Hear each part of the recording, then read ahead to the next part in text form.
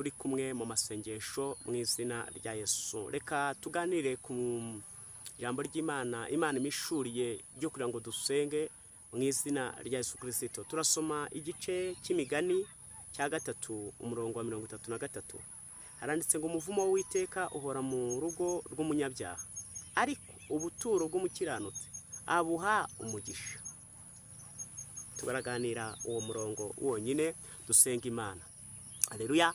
Hano Bibiliya tubwiye umuvumo uburyo ugera ku munyabyaha, ariko umukiranutsi nanone uburyo abona iki umugisha. Haleluya. Yuri umunyabyaha burya ujye witega ibyago igihe cyose, ntukajye witega icyiza.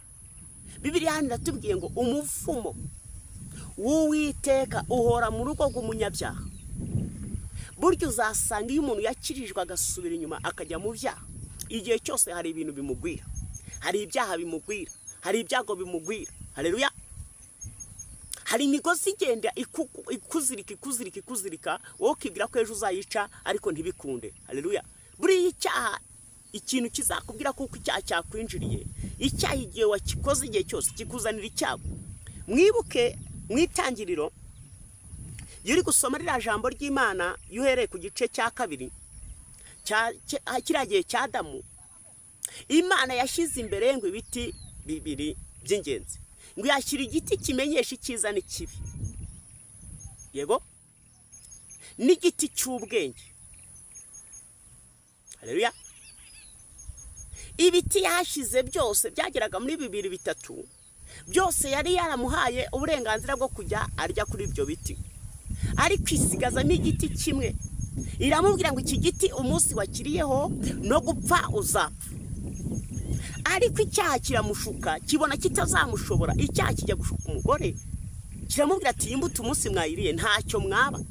Ahubwo icyo cyaha uwo muriganya araza aramubwira ati mwebwe umunsi mwariye kuri imbuto muzatangira kugira icyubahiro, muzatangira kurema, muzatangira gukora ibikomeye, muzatangira kuba abanyamugisha, muzatangira gutegeka, muzatangira namwe kujya mumva, muzatangira mugira abayoboke abo mwiremeye. Mwari mwe mwabashyizemo umwuka, mubabwira ati mwebwe nimwe twabaremye. Ngo dayimoni bereka buri kimwe cyose, umuriganya bereka buri kimwe cyose, batangira kugira ute kwizanira icyaha. Kuko Imana yari yavuze ngo umunsi mwariye kuri icyo giti no gupfa muzagira ute muzapfa. Ngo umugore ngo arya ku mbuto ntiyagira icyabo. Wa muriganya amweje aramubwira ati buse kuri yeho urabona hari cyubaye. Ariko icyatumye ntacyo uramugora aba nuko Imana itari yarigeze igirana nawe amasezerano. Haleluya. Amasezerano Imana yari yaragiranye n'uriya mugabo.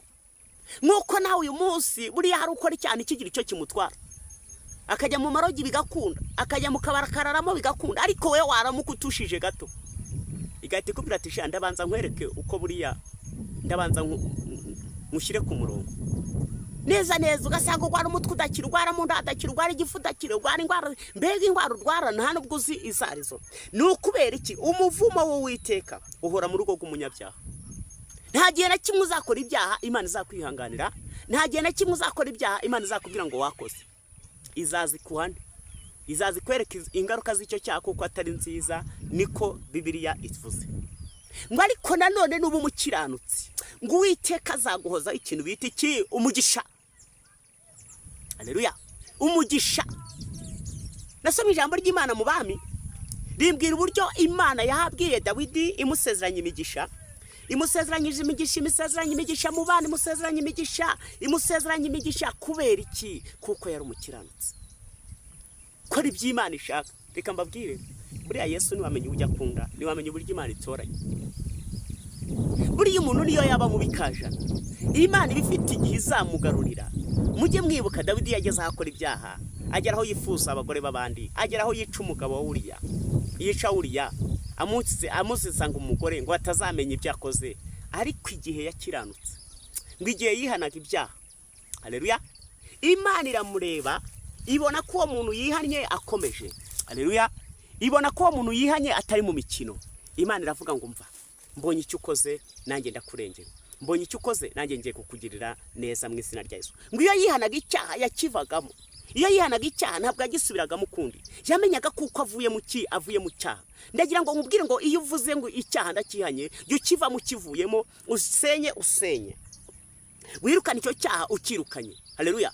jya ureka gukina n'icyaha, jya ureka gukina n'ibyo utazi, kwirirwa uri gutera waraza ubivemo, kugira ngo Uwiteka ahore mu rugo rwawe, kugira ngo Uwiteka ahoze umugisha.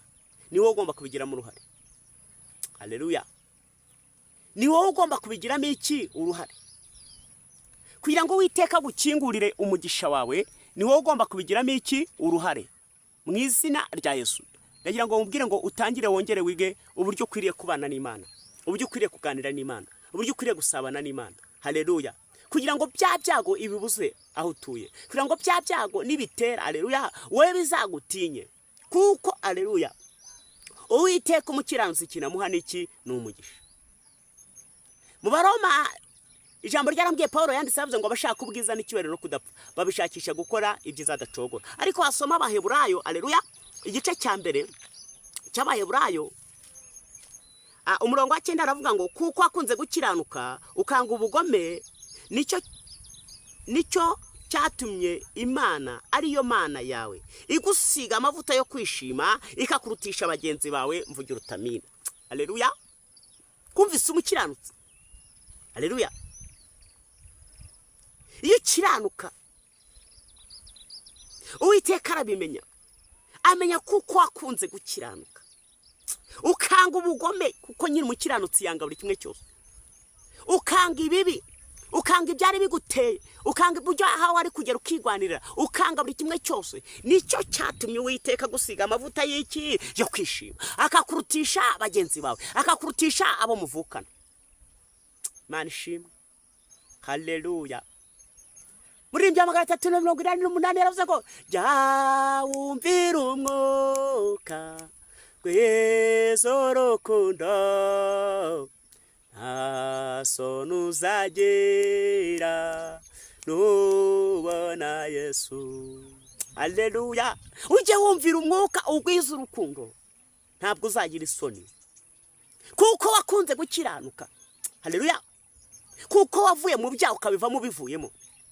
Nicyo cyatumye Uwiteka gusiga amavuta yo kwishima, akurutisha bagenzi bawe, akurutisha barunaka. Ariko reka nkubwire, usibye kuvuga ngo iki, yenda bisi, yenda bafite ibyisi koko, ariko umuntu w'umurokore Imana imaze kwishimira ikamuhiye ku byisi nawe ikabimusiga. Hari ahantu mujya mubona ahurira n'uriya muntu utaramenya Yesu. Kuriya muntu, haleluya, nubwo agenda hari igihe agenda ibibazo ari ibibazo, ariko Yesu yo yagufasha akagusiga kuri ya mavuta, akakubwira ngo ngusize amavuta yo kwishima. Haleluya. Ugenda usuzugura ibyago, ugenda usuzugura ibibazo, ugenda usuzugura ibyagusuzuguraga, ugenda utesha agaciro, ugenda usenya, ugenda wirukana, ugenda uvuga ngo kuva uyu munsi ngutesheje agaciro mu izina rya Yesu. Ibyaguhagurukiraga Imana ikabisenya mu izina rya Yesu. Uyu munsi ndagira ngo nkwifurize kumukiranutse mu izina rya Yesu. Uyu mukiranutse Uwiteka azagusiga amavuta. Tuya twumva abantu bavuga ngo ngende umuhanuzi, ngo ngende umukozi w'Imana, ngo ngende iki n'iki, agataka reka da wakisha. Ntabwo ari uko bavuga. None se uri umuhanuzi wahanuriye nde? Ngiye kuba umuhanuzi, mbu umuhanuzi kubona hanuriye. Murimo murabyumva? Kandi wona hanuriye nawe nyine akaba ari unyita umuhanuzi, ntabwo ninjye wita umuhanuzi. Murimo murabyumva? Uba wabyishe. Uba wabyishe. Hoye, uko uteye kamera, ndi umuhanuzi, hoye. Ibyo ukora nibyo bikuranga. Ibyo ukora nibyo bizamenyekanisha niba uri umuhanuzi cyangwa niba utari we. Haleluya. Ariko iyo ufite amavuta yo kwishima, iyo ufite amavuta yuko Yesu yakurutishije abandi, iyo ufite amavuta yuko Yesu yagutoranyije, haleluya, ntabwo ugenda ubwira abantu ngo ndi umukristo, ntabwo ugenda ubwira abantu ngo ndi umuhanuzi, ahubwo amavuta ufite data aba yaragusize atuma kurutisha abo bose, atuma kurutisha ibyo wagakwiriye kuvuga mu mubiri, ukajya ubireba mu mwuka. Haleluya. Ukareba ukavuga ngo ubw'Umwami Yesu ankunda ndamahoro. Abo bose ushaka kubwira data akajya kubararura, akajya kubararika, akababwira ati bujya mwamuzi ko wa muntu ari umukozi wanjye. Amavuta yonyine arakuranga. Amavuta ari mu mperezo yawe aranga icyerekezo ugomba kunyuramo. Haleluya. Ariko ndashimira Yesu. Ukuri umuntu muri pubere ukamuhindura, ukamukarabyo ukamusiga ukanamwambika. Uranangaza Yesu we, uranangaza. Uranangaza Yesu we, uranangaza. Uri umuntu muri pubere ukamuhindura, ukamukarabya ukamusiga ukanamwambika. Uranangaza Yesu we, uranangaza. Imana yongera gutangaze mu izina rya Yesu. Puberi wari urimo, Imana igusiga ya mavuta ikurutishe. Haleluya. Mwibuke Dawidi Imana imaze gutuma Samweli ngo yamurutishije bagenzi be, yamurutishije bakuru be, yamurutishije abo bavukanaga, kandi bari baramugize isuzugurwa. Baravuze ati we niyo waribwa n'intare, niyo waribwa n'idubu, iyo hirya mu ishyamba ntacyo, nta nicyo leta yahomba, nta nicyo umuryango wahomba. Ariko data utareba nk'abantu aravuga ngo uriya mutima urakiranuka, uriya mutima ufite amavuta adasanzwe. Aravuga ati nanjye kuko aho wari uri wakomeje kumpamya, ntuntererane, ntujye kure yanjye, nanjye ngusiza amavuta yo kwishima. Kuva uyu munsi nkurutishije bagenzi bawe. Imana ishimwe. Ndagira ngo ufashe gusenga niba ushaka ko Imana yongera ikagusiga amavuta. Kubaho Uwiteka no kwanga iki? Ibibi. No kwanga ibibi, no kwanga ibyaha. Haleluya. Kandi umukiranutsi Uwiteka muhiki amuha umugisha. Nta gihe na kimwe n'iyi myaka izaca igatinda uzamenye niba uri gukiranuka kuko Imana izaguha umugisha. Bizatinda ariko bizasohora. Bazakuvuga iyo bashaka, bazakuvuga buri kimwe cyose, ni kuko ari cyo gihe cyawe. Ariko Imana nihindura amagambo, bazahindura indimi. Imana nihindura uburyo uhagazemo none, hakagira uburyo irema, abo bose uzabashaka ubabure. Abagonzi bawe uzabashaka ubabure, abaguhiga uzabashaka ubabure, abariyo banzi bose uzajya babonamo abakunzi. Imana ikumera umugisha. Hangufashe gusenga, Imana igukomereza amaboko. Haleluya. Wibuke kuko ijambo ritubwiye ngo kuko wakunze gukiranuka ukanga ubugome, nicyo cyatumye Imana ariyo Mana yawe igusiga amavuta yo kwishima ikakurutisha bagenzi bawe. Yagusiza amavuta ikurutisha bagenzi bawe. Ariko iyo Mana wayinganya iki? Ariko ayigejeje ikora wayishimiye. Hari icyo Yesu atari gukora? Waba urebye ibyo yakoze ntukamurebere mu byo atakoze. Amavuta yonyine yagusize, uyu munsi niba ukibona aho gitera ikirakerega nabyo ni umugisha. Niba ukibona uburyo ushyira ku ziko utagira n'akazi, ni umugisha. Niba ukibona uburyo Imana uburyo ihita ibirindura ikabirindura ukajya ukabona ukwezi kurishyuwe, niba uri mu bukode nabyo ni umugisha. Ariko Imana wayinganya iki? Imuhereza icyubahiro, muhereza icyubahiro uyu mugabo. Ntacyo Yesu twamunganya. Yesu wankunze kera ntaramara rupfa, iyo mutabaje asubiza vuba. Yesu yaragukunze kera, reka tumushimire. Mu izina rya Yesu w'i Nazareti turagushimira kuko uri Imana ijya igirira neza abantu bawe. Turi aha hantu turasenze twinginga kugira ngo wongere uhembure abantu bawe Mana. Umuntu wese wavuye mu byaha akanga ibibi agakunda ibyiza umuha umugisha. Ukiri mu byaha umukureyo kuko ari wowe ufite amaboko ahagije. Ni wowe ubasha gukiza, ni wowe ubasha kurema, ni wowe ubasha guhindura. Mu izina rya Yesu Kristo dukenyuruje abacwezi n'abakonikoni, dukenyuruje imbaraga z'umwanzi, dukenyuruje imbaraga z'ikuzimu. Mu izina rya Yesu ibyari byaragose abantu bawe ubitesha agaciro, ibyari byarababase ubikubite hasi. Dusenze twinginga, dusenze dutabaza, dusenze duhamagara ikora, ibasha kuvuga, ibasha kuvumura, itesha agaciro, itwika abacwezi, itwika abakonikoni, itwika imyuka y'ikuzimu, itwika imyuka y'abarozi, itwika imyuka y'abarangi yose ikubite hasi mu izina rya Yesu. Mana utanga umugisha kandi utanga itabaza. Mana utanga icyerekezo kandi utanga umugisha mu majya no mu maza. Umuntu wese wumvise iri jambo abona ubwiza bwawe. Umuntu wese ugushikamije umutima akire. Wari ufite amahoro, wari ubuze amahoro, umusiga amavuta yo kwishima. Mu izina rya Yesu musabe amavuta yerayo, ya mavuta